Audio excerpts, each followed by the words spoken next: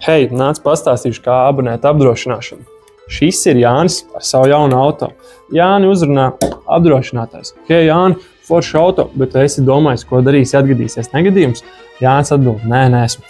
Apdrošinātājs Jānim piedāvā. Jāni, ja tu mums maksāsi 5 eiro mēnesī, mēs seksim izdevumus par tavu negadījumu. Jānis atbild, ok, izklausās diezgan izdevīgi. Kādu dienu? Jānis nejauši ietriec savu draugu Pētera automašīnā. Jānis neizpratno, kā lai es teicu salboju gan savu, gan Pētera automašīnu. Jānis sazinās ar savu apdrošinātāju un dzird labas ziņas. Tā kā tu mums maksāji 5 eiro mēnesī, šeit tev būs 10 eiro. Gan sava, gan arī drauga Pētera auto salbošanā. Jānis, protams, bezgalīgi priecīgs, jo viņam šo 10 eiro tāpatās nebija. Taču jums varētu šķist, ka apdrošinātāji to visu varētu ļauties pavisam vienkārši. Apdrošinātājiem ir tūkstošiem šādu Jāņu, kas ir mēnesi iemaksā naudu kopējā kraikasē.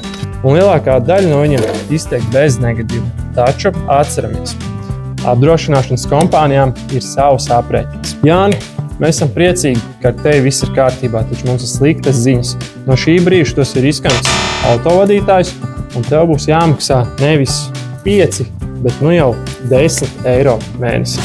Nu tālāk darbojas apdrošināšana. Jānis maksā nelielu summu, lai sektu lielu risku. Ienāc Kompensē veiklā, izvēlēs abonēt Opte, Kasko, mājokļa vai nelaimes gadījumu apdrošināšanu.